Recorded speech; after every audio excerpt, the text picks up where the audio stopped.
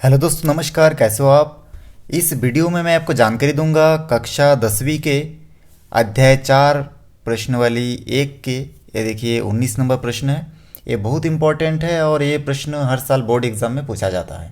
तो इसको कैसे हल कर सकते हैं उसके बारे में मैं आपको जानकारी दूंगा, तो देखते रहिए। सबसे पहले तो प्रश्न क्या है वो समझना बहुत ज़रूरी होता है। यहाँ पे लिखा हुआ है कि एक समांतर श्रेणी का पीवा पद 1/q है और क्यूबा पद जो है 1/p है। तो सिद्ध करना है कि इसका p क्यूबा पद का मान जो है 1 होता है। सबसे पहले एक मैं देखिए यहाँ पे दिया है, हल लिख लिया हूँ और यहाँ से मैं हल करना शुरू करूँगा। तो ये जो प्रश्न में दिया है उसके अनुसार हम लोग मान लेते हैं कि क्या दिया है, पीवा पद 1/q है। तो हम लोग जानते हैं, सबसे पहले हमको लिखना पड़ेगा माना कि इसमें प्रथम पद और द्वितीय जो सर्वंतर है वो नहीं दिया है। तो माना कि प्रथम पद ए है और सार्वंतर हम लोग मान लेते हैं कि डी है। ठीक ना, सार्वंतर को हम लोग डी से दर्शाते हैं, तो सार्वंतर में डी है ऐसा मान लेते हैं। इस प्रकार से प्रश्नानुसार जो दिया है उसको हम लोग यहाँ पे लिखेंगे प्रश्नानुसार। अब प्रश्नानुसार प्रश्न में दिया है कि इसका जो पीवा पद है वो 1/q है। प्रश्न में लिखा है पीवा पद बराबर हम लोग लिख सकते हैं 1/q। अब ये देखिए, ये जो पीवा पद है इस पीवा पद को हम लोग एनवा पद का समीकरण से लिख सकते हैं। ए प्लस एन के जगह पे पी होगा 1 और डी इक्वल टू 1/q। हमारा समीकरण 1 बन गया। ठीक, उसी प्रकार से आगे हम लोग यहाँ पे लिख सकते हैं। आगे देखिए लिखा है तथा इसका जो क्यूबा पद है वो 1/p है। तो इस प्रकार से हम लोग यहाँ पे लिख सकते हैं क्यूबा पद बराबर 1/p। और क्यूबा पद के जगह पे फिर एनबा पद का जो फार्मूला होता है ए प्लस एन माइनस 1 डी। इसमें एन के जगह पे q माइनस 1 और यहाँ पे हम लोग डी बराबर ये जो इसका मान 1/p है इसको बिठा सकते हैं। ये होगा हमारा समीकरण 2। तो इस प्रकार से समीकरण 1 और 2 हमको प्राप्त हो गया है। अब समीकरण 1 और 2 प्राप्त होने के बाद इससे पहले हम लोग सीख चुके हैं कि कैसे समीकरण को हल करते हैं। ये आपको मैं बता चुका हूँ इससे पहले वाला वीडियो में। तो यहाँ पे हम लोग देखेंगे कि समीकरण 1 और 2 को क्या करें कि इसमें से या तो ये पहला पद कट जाए या दूसरा पद आपस में कट जाए। तो इसमें पहला पद काटने के लिए हम लोग समीकरण 1 व 2 को घटाएंगे। तो यहाँ पे लिखेंगे समीकरण 1 व 2 को घटाने पर देखिए हमारा समीकरण हल करने के लिए पहला या दूसरा कोई भी पद आपस में कटना चाहिए। ठीक ना, तभी हमारा मान हमको प्राप्त होगा। इसलिए हम लोग ऐसा इसमें लिख लेंगे। फिर आगे इसको हल करेंगे तो यहाँ से हमको प्राप्त होगा, क्या प्राप्त होगा देखिए यहाँ पे मैं इस प्रकार से लकीर खींच लेता हूँ। समीकरण 1 और 2 को अगर घटाऊंगा, ये देखिए समीकरण 1 और ये है समीकरण 2। दोनों समीकरण को अगर मैं घटाऊंगा तो इस प्रकार घटा सकता हूँ। पहला समीकरण को लिख लेता हूँ p माइनस 1d और इक्वल टू 1/q और दूसरा समीकरण है ये plus q minus 1d equal to 1/p। समीकरण 1 और समीकरण 2 को आप देख देख के लिख लीजिए। अब घटाने के लिए यहाँ पे एक लाइन छोड़ना है और इसके बाद देखिए ये जो है प्लस में है, सामने कुछ नहीं मतलब प्लस है तो यहाँ पे माइनस होगा, प्लस है तो माइनस, और इस प्रकार से यहाँ पे कुछ नहीं मतलब प्लस है तो माइनस। तो ये प्लस माइनस में पहला जो ये और ये है ये कट गया है।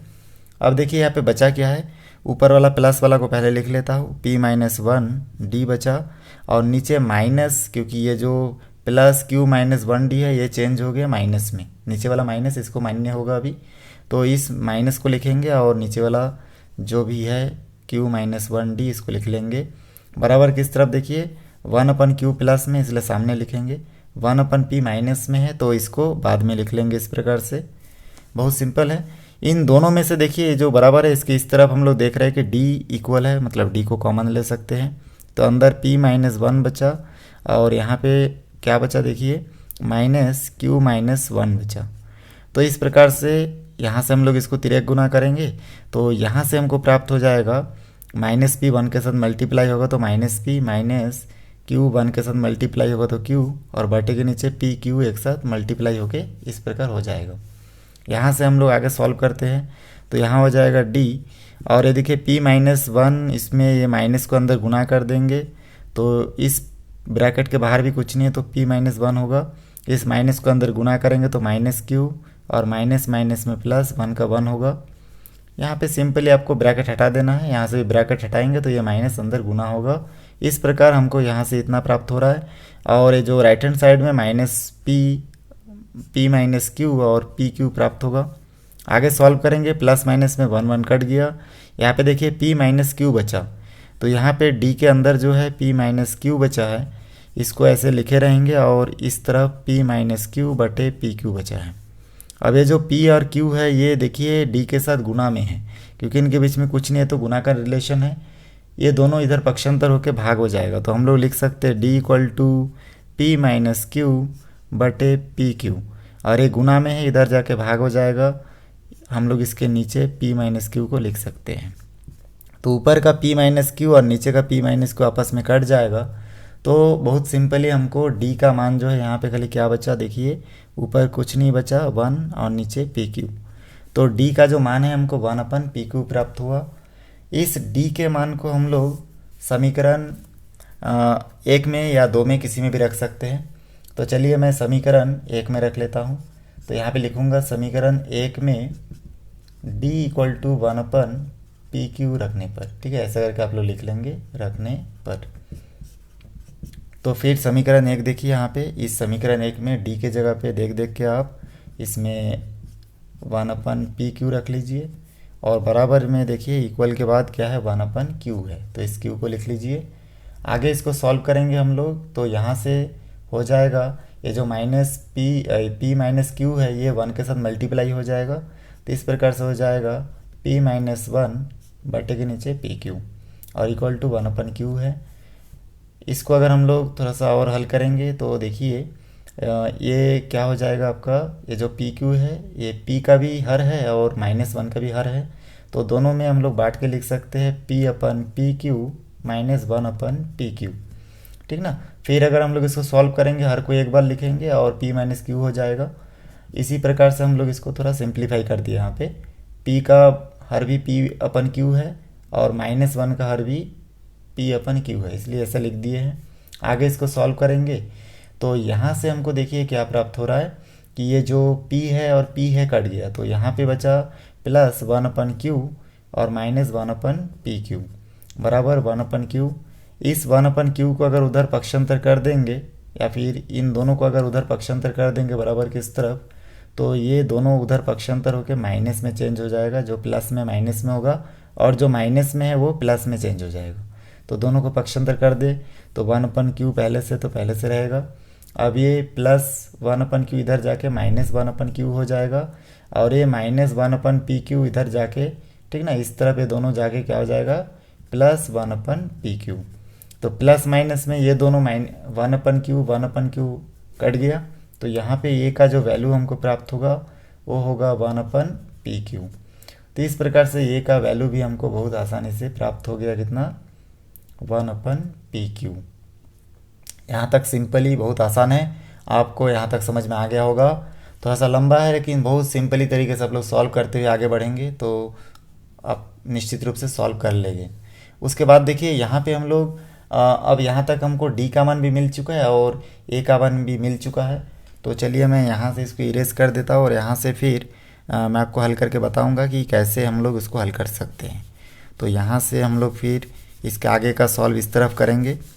तो हम लोग जानते हैं कि जो समीकरण 1 था, इस समीकरण 1 और 2 को यहाँ से हल किए जो भी है। चलिए आगे हम लोग देखते हैं। डी और ए का मान हमको मिल चुका है। अब हम लोग क्या करेंगे, इसमें हमको प्रश्न में बताया गया है कि पी क्यू व पद का मान 1 है कि नहीं, ये प्रूफ करो। तो यहाँ पे हम लोग लिखेंगे पी क्यू व पद। तो पी क्यू व पद के लिए अगर हम लोग लिखेंगे तो लिख सकते हैं ए प्लस एन के जगह पे, यहाँ पे जो एन लिखते हैं उसके जगह पे पी क्यू माइनस 1 और डी लिख सकते हैं। उसके बाद देखिए बराबर के ए का मान जो प्राप्त हुआ हमको 1 अपन पी क्यू, तो 1 अपन पी क्यू लिख लेंगे। यहाँ पे प्लस है तो प्लस, उसके बाद ब्रैकेट के अंदर पी क्यू पहले से है माइनस 1। डी का वैल्यू भी हमको 1 अपन पी क्यू प्राप्त हुआ था, देखिए डी बराबर 1 अपन पी क्यू मिला था, तो इसको भी यहाँ पे साइड में मल्टीप्लाई करके 1 अपन पी क्यू लिख लेते हैं। आगे इसको सॉल्व करेंगे 1 अपन P q plus a p q minus 1 का गुना ऊपर के साथ होगा तो हो जाएगा P q minus 1 upon P Q. फिर अब ये पी क्यू जो है, ये देखिए पी क्यू और -1 का दोनों का हर है, तो इसको फिर हम लोग अलग अलग करके लिखेंगे। तो यहाँ से हमको प्राप्त होगा पी क्यू बटे पी क्यू -1 अपन पी क्यू। अब ये पी क्यू देखिए ये प्लस में है और ये देखिए माइनस में है, तो दोनों आपस में कैंसिल हो जाएगा, पी क्यू बचेगा। तो यहाँ पे पी क्यू बटे पी क्यू बचा, दोनों इक्वल है तो कट जाएगा, तो यहाँ पे हमको सिंपली 1 मिल जाएगा। तो इस प्रकार से पी क्यू व पद का मान 1 प्राप्त होगा। तो यही हमको क्या करना था, सिद्ध करना था। बहुत सिंपल तरीके से देखिए ये सिद्ध हो चुका है, बहुत सिंपल है। तो इस प्रकार से मैथ्स जो है हमारा कंप्लीट होता है। तो देखिए बहुत सिंपल है, आप एक बार ट्राई कीजिएगा, निश्चित रूप से आपसे बन जाएगा। वीडियो को शुरू से आखिरी तक देखने के लिए धन्यवाद।